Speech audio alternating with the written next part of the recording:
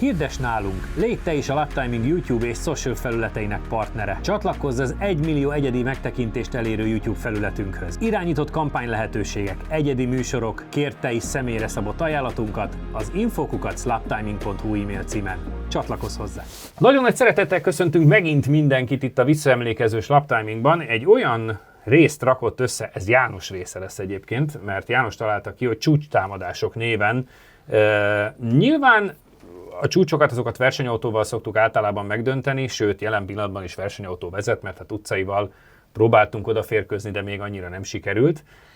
Tehát ezek majd mind versenyautók lesznek, és rögtön az első az egy olyan, ami nagyon a szívünkhöz nőtt, hiszen ez azért az egyik első adások egyike, amikortól a műsort Laptimingnak hívjuk. Tehát ugye hiába van még itt rajta a Garázs TV-s logó, itt már azért külön műsorként is működött a Laptiming. És ugye Puskádi Janinak köszönhetően az Euroszoltól viszonylag sok Skodát kaptunk már, és hát ezt lehet látni János élethez való hozzáállását, ő megmelegíti a gumit, és így hozza nektek az autót, ezen nagyon sokat szoktam rögni, majd egy fiatal Puskádi János kiúlik az autóból, igen, még neki is van haja és nem ősz, úgyhogy milyen élmény volt legelőször, hiszen itt ültetek R5-be először gyakorlatilag, és ez még R5, ez még nem is Rally 2, tehát ez nagyon-nagyon-nagyon, hát nem most volt, na. Mondjuk így, igen. Igen, mondjuk így. Milyen élmény volt először, mikor tudtátok, hogy lehet majd menni egy ilyen autóval? Hát figyelj, egyébként ha valaki megnézi ezt az adást, tehát vissza lehet keresni. Egyrészt ugye a másik autó benne az a Vinyusnak a korvettje igen, volt. igen. Tehát egy igazán különleges adás. Ugye. Meg itt azért elég jó bemutatjátok egyébként ebben a részben az autót, tehát a Jani elmagyarázza, hogy hogy kell beindítani, melyik gomb mit csinál. Megszeppenve beszélgettünk a Janival, igen, hogy ezt igen. elhozta csak így, és úgy, hogy másnap mentek vele valahova versenyre, tehát hogy nehogy valami baja legyen, mert úristen. Azt hiszem ráadásul Mulva versenyre mentek, tehát ahogy ugye ismerem a szerelőket is nála, tehát a Zsolt, amilyen hálával mondta, hogy de jó, hogy ide jönni kellett, mert ahogy így végeztek, hogy tették fel trailerre, mentek Gödöllőre, és már kapták ki alól a futóműbe.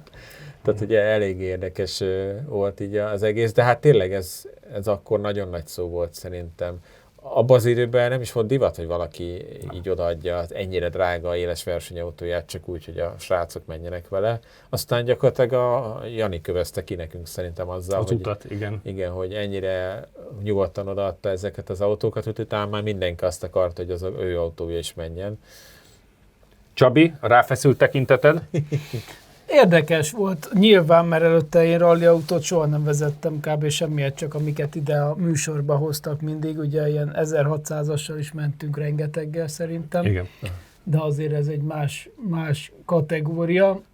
Nekem már elsőre is tetszett az a fajta irányíthatóság. A teljesítménye önmagában nem egy eget rengető, mert azért ezek nem olyan erős autók, azt azért látni kell. De az irányíthatóság az már akkor is nagyon jó volt, amilyen könnyen lehet vele irányt váltani, és arra megy, amerre az ember akarja.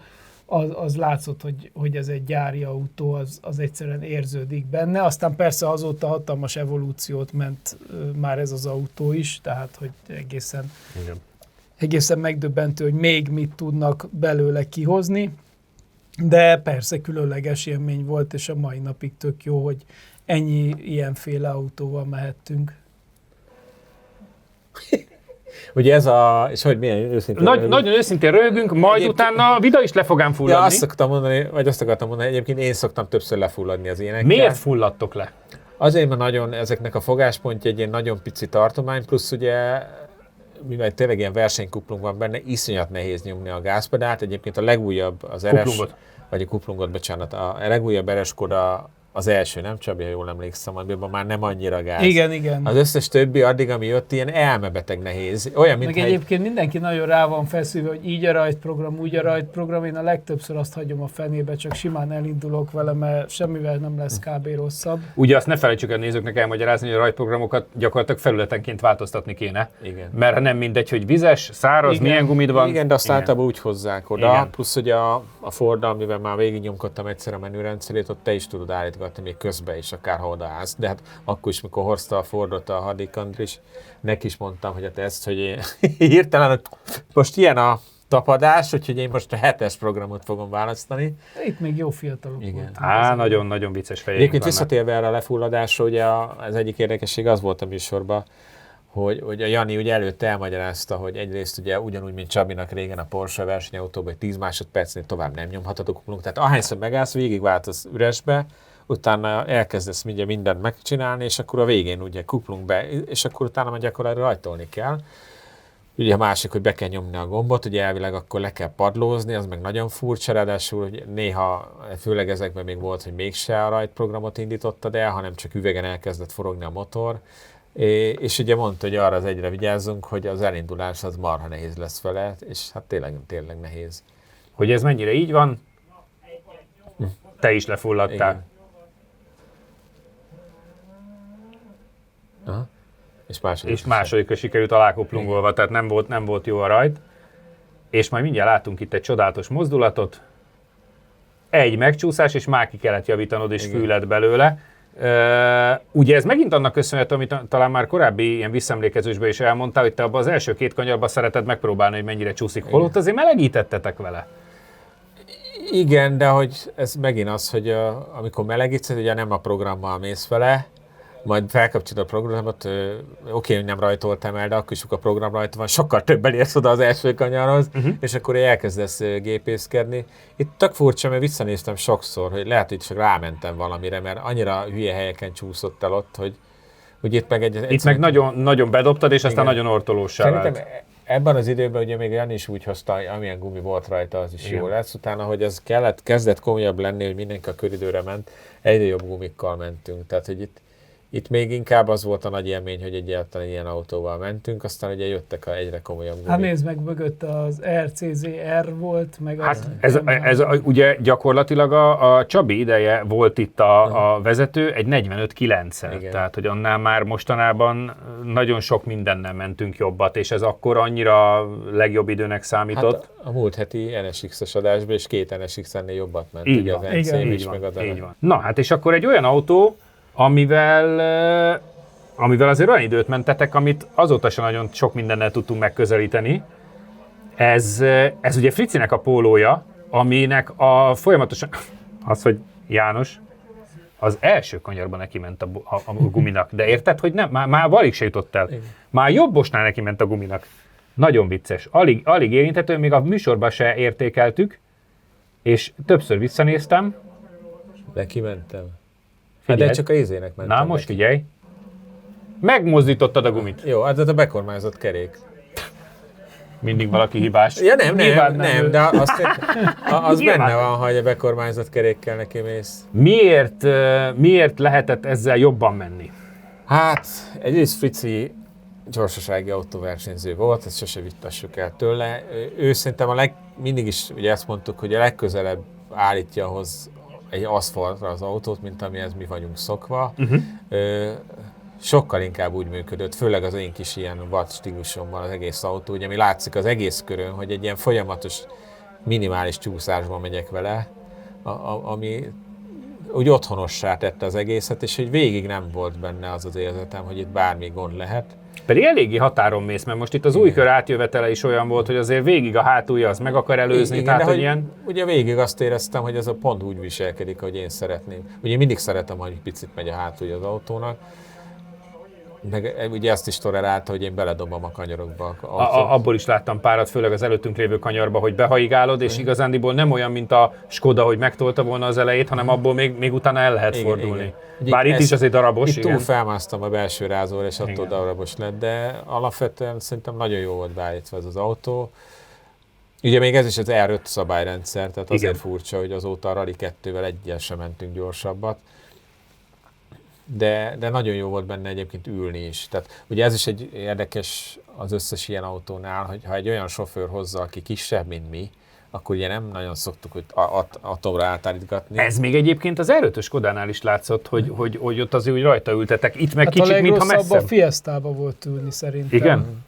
Abban nagyon hátul. Abban nem, szerintem abban pont valahogy ja, nem de az lehetett igen, a hadikféle régi Fiesta. Igen, mert egyszer hozott a Fritz is egy Fiestát, abban meg nagyon hátul ültünk. Nem, a hadikféle. A hadikféle Fiesta, ugye az igen, az a... Hát mert Andris kisebb nálatok, igen. Igen, és akkor igen, meg ott még volt valami a... konstrukció, hogy nem is tudta hátrébb vagy mélyebbre, igen, tehát ott nagyon volt furcsa valami... megoldás volt, igen. Egyébként meg ugye János az időd a mindenféle kis mozdulások ellenére 42.883, ami ugye azóta is a általunk futott, gyakorlatilag épesző autóval futott legjobb idő. Ami azért 42, tehát azt amikor 45-öket mentünk, akkor nem értettük, hogy hol vagyunk már 3-mal gyorsabban.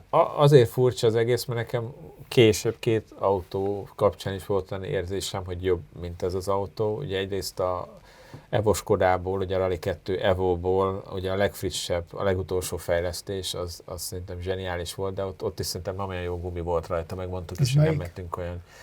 Akkor volt kék színű egyébként a Janinak a Skodája, igen. Az a 2021-es Evo. Igen. Ugye az RS előtt az utolsó, amivel mentünk, ugye az már benne volt ez a Solberg, meg a Mikkelsen féle kiskormány, tehát hogy az minden fejlesztés benne volt, és az nagyon versenyautósan működött. Ugye az RS Skoda meg az még erősebb, meg még jobb, csak az meg egy kicsit ilyen túl az nem volt erre jó beállítva.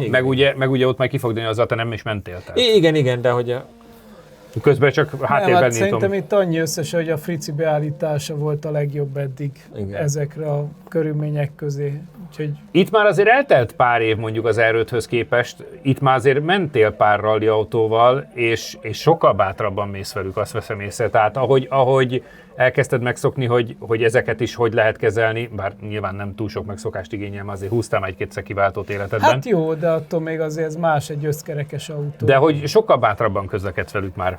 Hát meg az a durva ezekben tényleg szerintem egy pályautóhoz képest, az majd lesz olyan adásunk is, amiben Porsche lesz, hogy ahogy ezekkel átmész, ezeken a rázókövöken, meg minden, ugye a legfrissebben már úgy mész át, hogy szinte alig veszed észre. Tehát, hogy ez a felfogás, hogy igazából mindenen keresztül kell menni, mert az a leggyorsabb, mert ez úgyis kirugózza.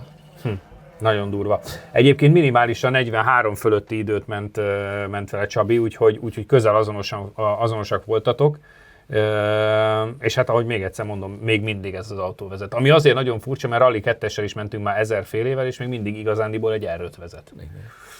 Han és Brian autója mellett rengeteg kulisszatitok és elmebeteg Verda a csatornán egyenesen Japánból. Szétadom a csávót, hogy makkorcipőbe és öltönybe egy ilyen autóval kijött. A kipufogót még ki tudták egyenesíteni, de hát ezt kapta. Na, így van. Közel 30 rész arról, hogy a Szigetországban gyakorlatilag minden tuning megengedett. Kattints a Japán Special lejátszási listánkra és éld át velünk az autósok mennyországának élményeit.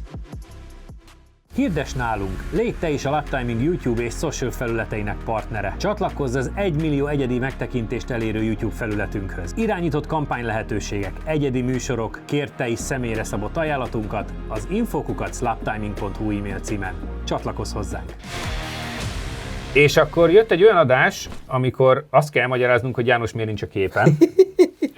Nem fértem oda, látod, hát nincs több szék. Igen, azért meséld el, hogy itt azért nem voltál annyira jó ezen a forgatási napon. Előtte volt valami, szerintem valamelyik, ugye mindig a repülőutakat rosszul bírom, általában utána szoktam elkapni ilyen mindenféle felső légúti fertőzéseket, és egy valamelyik betegségből a kilábalás alatt voltam épp, de arcüreggyulladásom volt, ami ugye azzal is járt, hogy szédültem, úgyhogy eleve nagyon izgalmas volt az a forgatási nap, mert a nagyon gyors autókban már eleve nem éreztem jól magam, és akkor ugye mondtátok, hogy hát jön amivel ugye egyébként álom volt, hogy menjek, de hát mondtam, hogy úgy, hogy szédülök, ki van zárva. Tehát, hogy...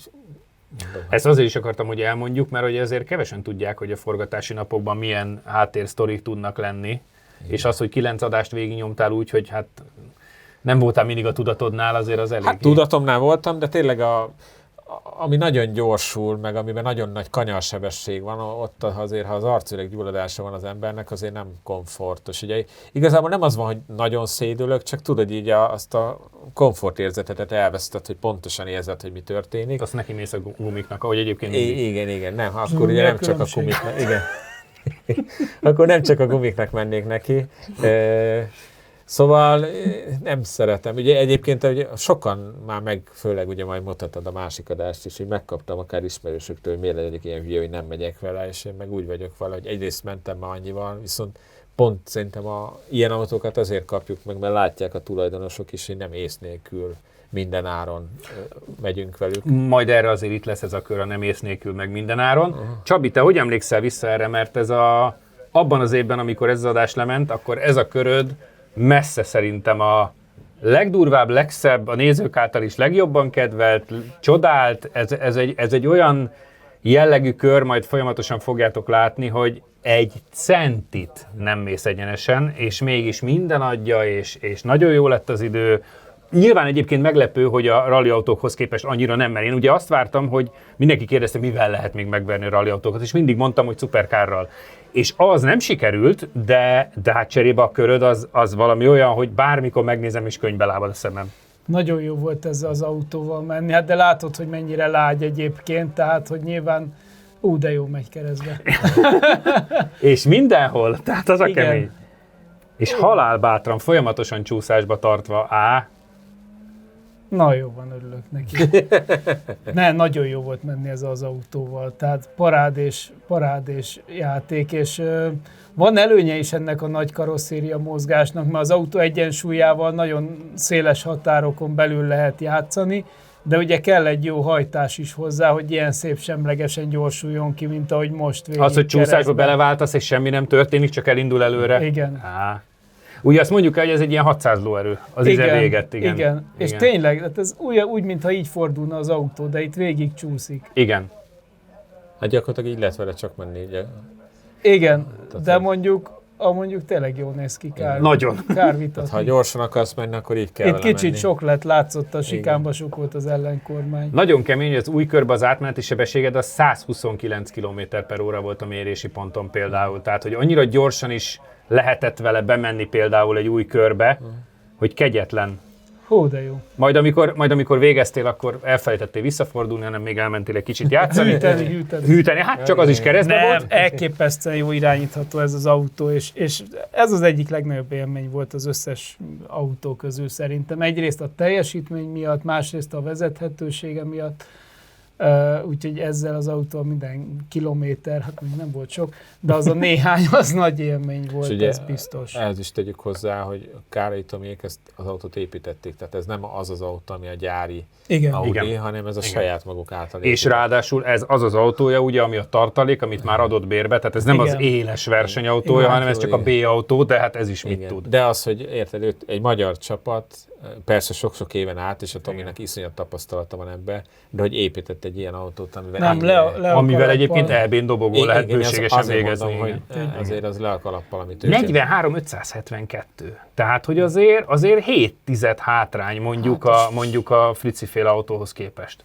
Pedig én mindig azt gondoltam volna, hogy ha valamivel, akkor ezzel lehet bemenni Én is, kettő alá. lehet, hogy sok volt a csúszás, pedig Hát de adja végig. Even nem lenne gyorsabb így ezzel a setuppal. De igen, tehát elcsúszkálja, plusz, hogyha megnézed, hogy a féktávot is úgy kell venni, a több részletben, hogy Igen. így tehát nem az, oda mész kicsi fék és már fordulsz, hanem így rá kell himbálózni. Ez meg a puhasága miatt van. Igen. Hát ugye a rallycross autó normál esetben nem csak aszfalton megy, Hát hanem vegyes felületen. Sőt, normál esetben a ósdi szabálykönyv szerint 30% az aszfalt, 70 az a murva. Igen. Tehát ezért nem Mondjuk lehet ez olyan... már elmúlt. Hát ez már régen, azért mondtam, hogy ósdi még amikor még az autósport, Hát meg ugye a autósport csomó volt. pályán még ilyen minőségű aszfalt sincs, tehát az Igen, se az, igen. hogy ilyen... Csak hogy azért ilyen lágy, ezért Persze. nem lehet olyan kemény, mint egy rally Hát autó. persze, hogy ilyen normál esetben ugye ugratnak is minden pályán. Így van, tehát, hogy azt is ki kell, hogy ki bírja. kell, hogy bírja, úgyhogy... De frenetikusan jó élmény volt. Miért nem mentél a Fabia RS-sel? Mert egy másik egyébként ez egy nagyon fura történet, pedig végig gondolva, hogy mindenféle autóba belefértetek már, Igen. még akár nagyon kicsibe is, formaautóba, stb., amiben azt gondoltam volna, hogy előbb kerülünk problémába, meg ilyen Student kocsi. igen, tehát ezekben az Forma Studentekbe is. Majd meghozták az aktuális magyar bajnok autóját, és kicsi lett az ülés, amit nem értek. Hát olyan szinten nem kicsit belefértem valahogy, de ugye korábban is már, amikor volt, hát egy évvel korábban kb. Ugye egy Király Szent Istváni tesztünk, onnan volt egy nagyon negatív tapasztalatom, hogy ugye több autóval is mentem, és az egyik pont a Ford, ami a Bandi hozott, hogy olyan szűk volt az ülés, hogy ugye ültem, és elmentem, és mondta a Bandi, hogy nyugodtan menjek valamennyit, de hogy 2 kör után azért álltam félre, mert már nem éreztem a bal lábamat. És ugye az is egy külön feladat volt, hogy úgy gurultam oda hozzátok, hogy kiboxoltam üresbe, és akkor jobb lábbal lefékeztem, mert ott nem tudtam volna kikuplungolni. És ráadásul azt emlékeztem, hogy rá utána 1 napig még alig bírtam járni, tehát annyira elnyomta itt a csípőmnél valami ideget a ülés. És utána tök furcsa, mert ugye volt ez az adás, akkor is beleültem, ugye ahogy beleültem, már elkezdett zsibbadni a lábam, tehát mondom, mire oda kell állni a rajthoz, nem biztos, hogy ki tudom nyomni a kuplungot.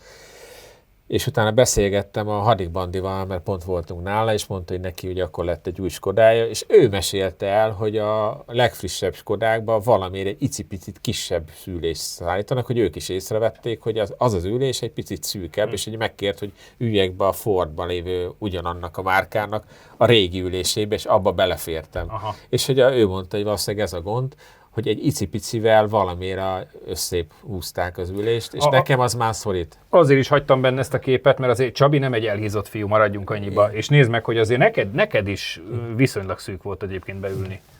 Nem volt benne sok hely, az biztos, de hát... Na mindegy, és akkor itt is úgy voltam vele, hogy úgy, hogy zsibbad a lábam, úgyse fogok gyors kört menni, akkor meg minek. Úgy meg nincs értelme, igen.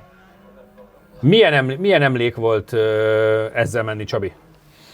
Mert hát ez tényleg aktuálisan a legjobb autó, de hiába jött, ugye úgy kaptuk, hogy hétvégén nyerte meg a bajnokságot, tehát hogy 3 nappal a verseny után hozták, de nyilván egy rallira állított autó az nekünk mindig puha. Igen, plusz ugye eleve nem olyan volt a verseny is, tehát egy ilyen esős versenyen mentek vele, ugye ott nyerte meg a bajnokságot a Gabi, és nagyon ortolósra és nagyon lágyra volt állítva, és sajnos ezen sem időhiányában nem tudtak változtatni, mert hát itt is bele kell töblítened gyakorlatilag. Igen, hogy valahogy forduljon már el. Igen. Úgyhogy így ezekkel már azért vagyunk olyan szinten, hogy nincs esélye, hogyha a beállítás nincs ott a futóműbe, vagy a hajtásba, akkor egyszerűen lehet az újabb fejlesztés teljesítménybe nüanszal erősebb, csak egy picivel. Ami nekem megdöbbentő volt, és megdöbbentően jó, és hogy ebben megint mekkorát fejlődtek, hogy ahogy a rázókon átmegy az autó. Észre se veszik. Az már ilyen terepralli autós feeling volt, hogy mintha nem az lenne az út, amit látszott, hanem csak simán átmegy rajta. Valószínűleg ez is hozzájárult, hogy egyen lágyabb setuppal mentünk. Hát igen, valószínű, de kimozogtam. Ugye magasabban is van az autó, az is látszik. Többet ártott, mint használt egyelőre. Ahhoz képest egyébként a 43-162 egy extrémen jó idő. Igen. Tehát, hogyha ez a kocsi egy picivel jobban lett volna akkor beállítva, simán. Akkor simán megvan a 42-800-nál jobb. Ha egy rendes száraz aszfaltos szeptapon van, mert szerintem már akkor is. Igen. Hogy itt látszott, hogy a magassága és magasabban, mert szerintem, hogyha bemegy tövekre, akkor ugye ne érjen le az alja semmiképp se. Meg ugye látszik a minden viselkedésen, hogy mekkorákat borul oda-vissza. Hát az ívbelső hátsó kerekét majdnem mindenhol emegette. És ugye hagytuk, hogy Gabi is menjen, teljesen más íveken, mert ő szűken megy, mint rally versenyző. Csak azt akartam a nézőknek megmutatni, hogy egy pillanatra kimegy poros ívre, és nem jól gondolkozik, és hát utána megfogja, de volt egy kis miazmás, és nagyon viccesen kommunikálja. Azt mondta, hogy jobban izgult, mint a Power Stage előtt, amikor megnyerte a bajnokságot. És azt mondta, hogy ez rögünk, de ez nem vicc. Igen. Tehát, hogy itt bizonyítani, és hát a másik az ugye, hogy Puskádi Jani vitte a becsületes neppert, és az mennyire vicces egyébként, hogy a fejét érdemes nézni, hogy egy olyan ember, aki egyébként azért ül autóba bőven, hogy egy ilyen versenyautóban ilyen gyermeteg mosollyal élvezkedik, és hát nyilván próbálta forgatni, tehát az... optimista. Az optimista, de nézd ezt a vigyort a fején, óriási, imádom. De ez is úgy volt, hogy... Ugye, figyelj, ki az az ember, aki nem vigyorog egy ilyen autóba? Hát igen, azért csak élvezni lehet, igen, nem? Mi is vigyorgunk. Igen. De szóval ott is nagyon jó volt, ugye ugyanezen a forgatási napon hozta el az ő abartját. Igen. És jóba vagyunk nagyon vele, gyakorlatilag ugye ott maradt beszélgetni, és akkor látom, hogy így kerülgeti a Skodát, meg nézegeti, és akkor engem teljesen megdöbbentett, mondom, ültél már valaha ilyen rally autóban? Ne, ő nem. De mondom, bármilyen, ő nem. Na mondom, várjál, akkor mondom. Gödöllői? Hát igen. Nem találkozott a bútorral? És akkor ugye megkértem Janit, hogy akkor ha úgyis megy ő is, akkor vigye már, és olyan úgy örült, utána külön odajött megköszönni, tehát hogy ő neki szerintem az életélménye Egyébként János azt hiszem csak 6 tizeddel ment lassabbat, úgyhogy volt egy plusz embere, úgyhogy nem volt rossz az ő köre se. Pontozni kéne a kocsikat szokás szerint, nyilván azt tudja pontozni, aki ment vele. Hát én ugye mentem az RS Skodával, csak nem itt. Az első Fabia erőt, így az emlékek alapján, akkor az egy rohadt jó kocsi volt. Akkor az 10 pont volt, nem? Tehát mindegyik az aktuális kb. Egyébként tényleg? Mindegyik megkapná 10 pontot? Nem feltétlen, nem. Miért? Nem. Tehát nálam mondjuk 10 pont a Frici, a beállítások okán, meg a rallycrossos Hát azt nem csodálom, az nálam 11. Igen, az a 2-10. Az Evo-ba benne van, vagy ez most RS, bocsánat, az RS-ben benne van a potenciál, de sajnos így a beállításokkal nem jött az egybe ki belőle, most ez az autó hibája, vagy nem tudom, de ha ez annyira szubjektív, akkor legyen 9, a legelső meg legyen 8, mert a többi jobb nála. Igen, de igazából amikor akkor ültetek benne, akkor bőven 10-et mondtunk a maga idejében. János? Hát ha a mostani szempontrendszer, akkor mondjuk 8 fél az első Skoda, a Frici féle Polo az nekem 10 mondjuk, ugye az Audival nem mentem, nem nyilatkozom, de ugye ilyenben amúgy ültem, tehát hogy a RS meg szerintem nekem 10. Mert én azt gondolom, hogy ha ugyanúgy a rallycrossos autónál azt mondjuk, hogy az jó lenne, gyors lenne, ez is, ha jó lenne, az még gyorsabb lenne. És azért az, hogy 300 lovason megveri a 600 lovas rallycrossos autót, az mondjuk egy eléggé... Azért az űrhajó.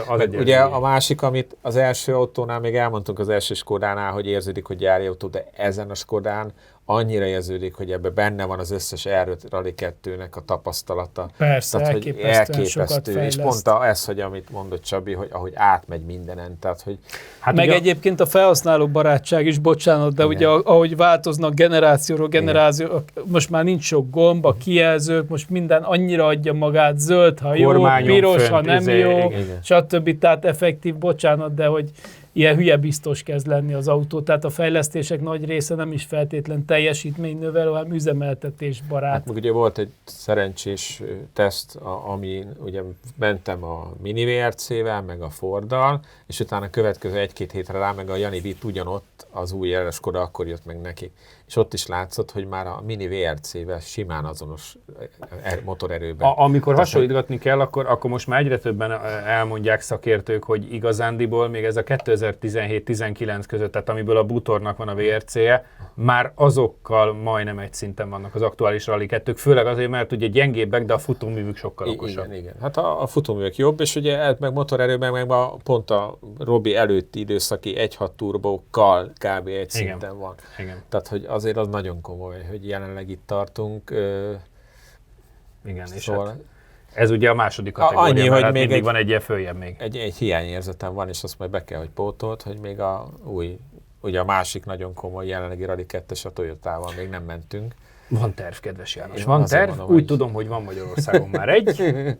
Azt csicsergik a verebek, úgyhogy van terv, hogy majd egyrészt ilyenből is vissza lehetne hozni egyet, hogy végre be van rendesen állítva. Lap timing beállításokkal. Igen. Urak, nagyon szépen köszönöm nektek is, hogy itt voltatok ma velünk. Jövő héten új adással jelentkezünk itt a Lap Timingban, és aztán 2 hét múlva pedig folytatjuk a visszaemlékezéseket. Addig is iratkozzatok föl, Facebook, Insta, YouTube, TikTok, mindenhol ott vagyunk. Tartsatok a jövő héten is. Sziasztok!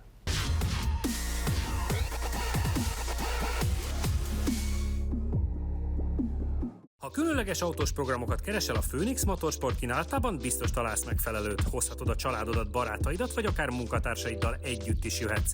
Csapatépítő autós tájékozódási és élménytúrák, vezetéstechnikai képzések, résztaxi, egyedi igényekre szabott programokkal várunk szeretettel. Jelentkezés info@phoenixmotorsport.hu. Ha még nem tetted meg, most azonnal iratkozz fel a csatornánkra. Nyomd meg hozzá a kis csengőt, és így nem maradsz le a Lap Timing adásokról sem.